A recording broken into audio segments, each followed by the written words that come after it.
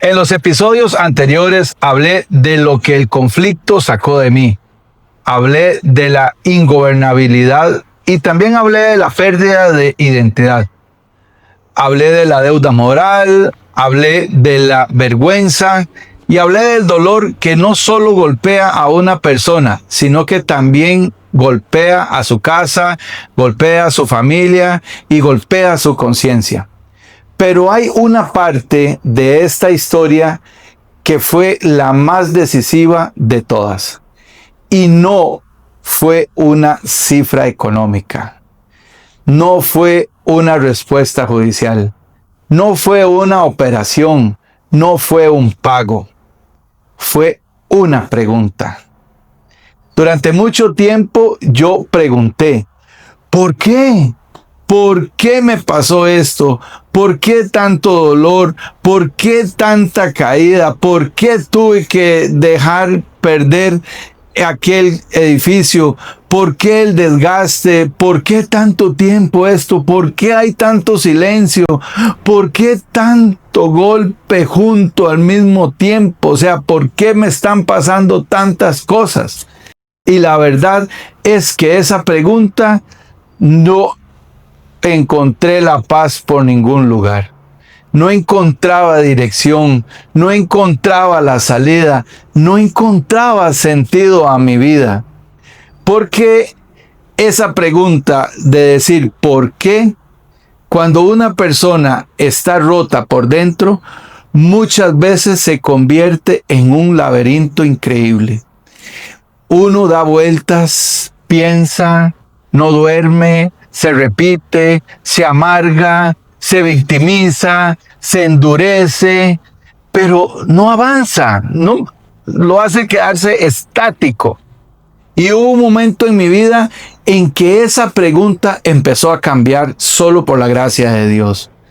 No por una explicación humana perfecta. No porque todo se resolviera. Y no porque apareciera una respuesta mágica. Sino porque en medio de la enfermedad, en medio de la caída, en medio de la quiebra, en medio de ese fondo que es muy variable entre las personas, los fondos que hemos tenido, tuve un encuentro personal con Jesús. Y ahí entendí algo que no había entendido antes. Cuando una persona ya llegó al fondo, ya no puede seguir mirando más hacia abajo. La única salida es volver a mirar hacia arriba. Primero es tocar el fondo. Y luego de tocar ese fondo, no fue solo para poder sacar o perder cosas negativas. Fue para perder la ilusión del control. Fue para dejar de sostener falsas apariencias.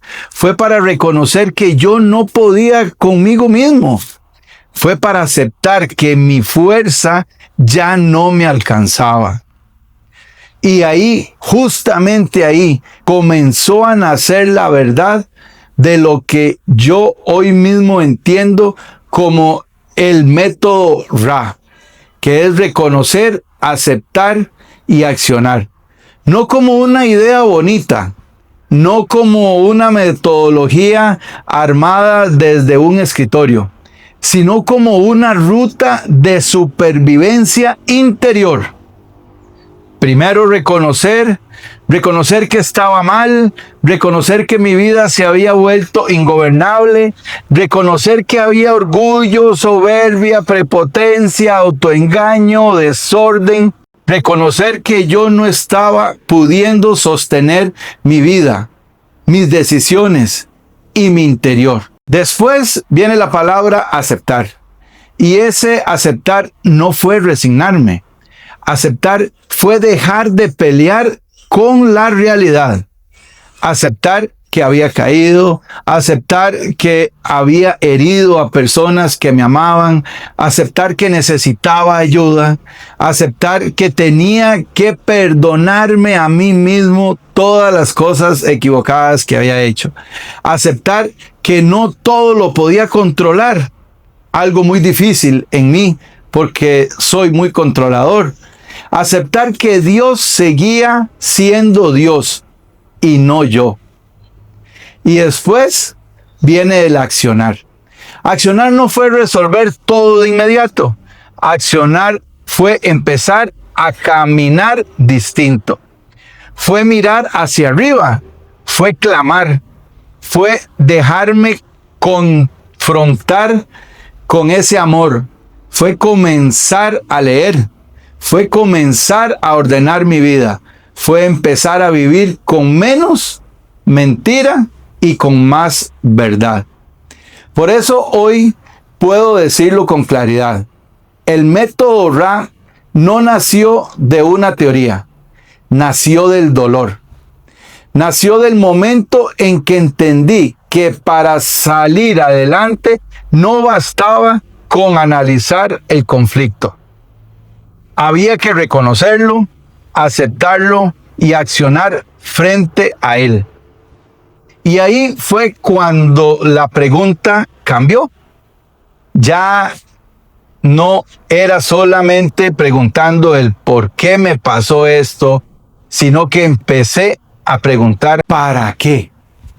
¿Para qué tuvo Edgar que vivir esto? ¿Para qué tuvo que caer así? ¿Para qué tuve que ver a mi orgullo en el suelo? ¿Para qué tuve que perder tanto? ¿Para qué tuve que tocar tanto fondo? Y el para qué principal que hoy veo en esta historia es el siguiente. Toda esta situación pasó para que yo lograra reconocer y conocer a Dios como el único que realmente me entiende, me sostiene y me da fuerza, sabiduría para enfrentar la adversidad y seguir adelante. Ese fue el fondo más verdadero de todo. No solo aprender sobre dinero, no solo aprender sobre errores, no solo aprender sobre conflictos, sino aprender que cuando todo se derrumba, solo queda en pie aquello que de verdad te sostiene. Y para mí, en medio de todo esto, ese sostén fue Dios. Con los años entendí también otras verdades que me confrontaron mucho. Entendí que el orgullo no construye de verdad. Lo único que hace es inflarte como un sapo. Entendí que la soberbia puede hacerte creer que estás firme, cuando en realidad solo estás alto, pero vacío. Entendí que un mal administrador no está listo para sostener bienes, responsabilidades ni propósitos. Y está escrito que cuando el mal administrador no supo administrar ni siquiera un talento, también le fue quitado. Entendí también que muchas veces uno puede construir una imagen de éxito mientras por dentro todavía no aprendió a vivir con verdad. Esta parte fue muy dura, porque significó aceptar que no todo lo que yo había levantado estaba fundado de una manera correcta. Llegó un sabio amigo que me dijo, si estás criticando o estás reclamando por los resultados que tienes hoy o por los frutos que estás reconociendo hoy, deja de quejarte y revisa cuál fue tu siembra. Y tuve que ir a revisar cuál fue mi siembra y enterarme y darme cuenta que lo que recibía hoy era el resultado de mis siembras del pasado. Y cuando una persona empieza a ver esto como honestidad, le puede doler mucho, pero también puede empezar a ordenarse de verdad. Otra cosa que esta historia produjo en mí fue hambre de aprender. Empecé a leer muchos libros. Empecé a buscar cómo poder salir de esta situación. Empecé a entender que había áreas de mi vida que necesitaban renovación, tanto en el área del dinero como mis hábitos, mi mente, mi disciplina, la administración de los bienes, mi identidad, mi espiritualidad, mi relación con Dios.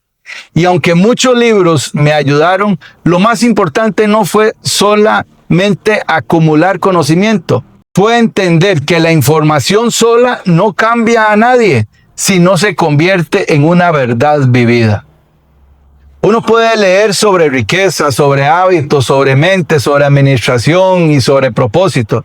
Pero si no reconoce, si no acepta y si no acciona, nada cambia en el fondo de tu vida.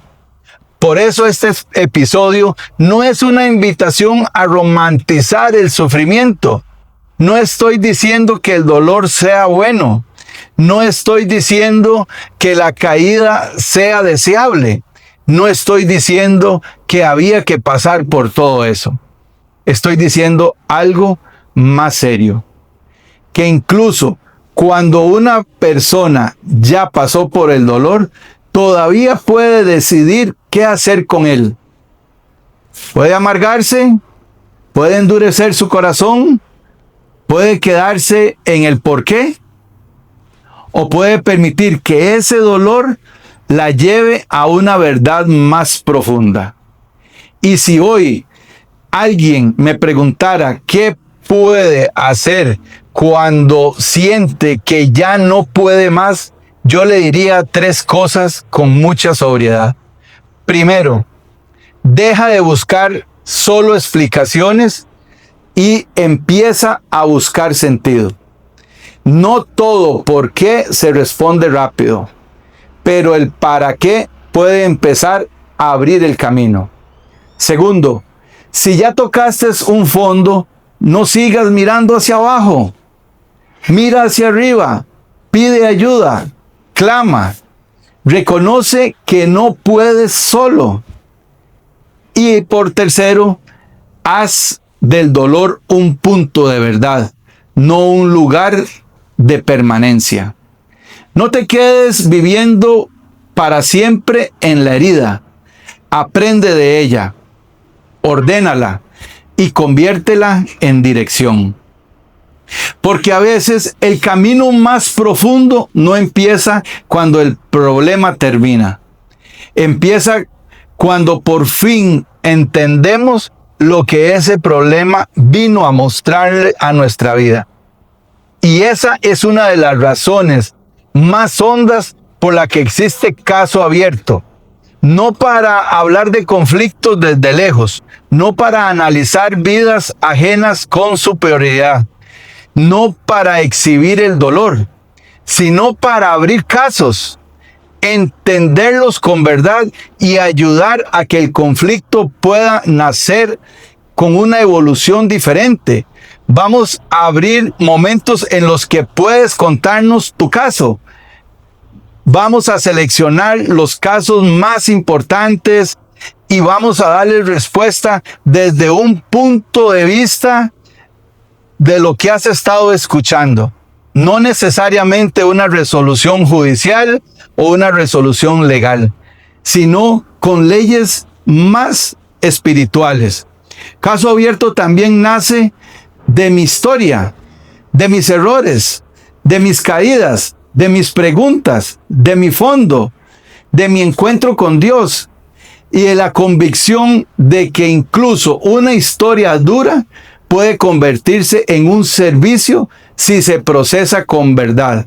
Nace para escuchar a muchas personas que en este momento no tienen con quién hablar y necesitan un abogado que les entienda, que les escuche, que les hable y que les diga cómo se logró hacer estando en lo más profundo del fondo. Si hoy estás viviendo una etapa en la que no entiendes nada, una etapa en donde solo preguntas por qué y por qué, quiero decirte algo con todo respeto.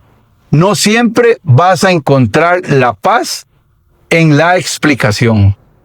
A veces la paz empieza cuando descubres el verdadero sentido. Y a veces el sentido no aparece de golpe. A veces empieza con una rendición sincera, con un aceptar de a veras y con un reconocimiento, con una oración honesta, con una verdad dicha por primera vez, con una mirada hacia arriba, después de mucho tiempo de solo mirar al suelo. Y si algo me dejó todo esto, fue esta certeza. El para qué no borró el dolor, pero sí evitó que el dolor fuera inútil. Y quizá esa es una de las verdades más importantes de toda esta serie. Cuando el dolor encuentra propósito, deja de solamente ser una caída y empieza a convertirse en el inicio de un camino de éxito. Esto es Caso Abierto, un espacio donde los conflictos se entienden y las personas evolucionan. Entender el conflicto para iniciar el cambio. Y a veces un cambio empieza el día en que dejas de preguntarte solo por qué y por qué. Y empiezas a preguntarte con la verdad del para qué.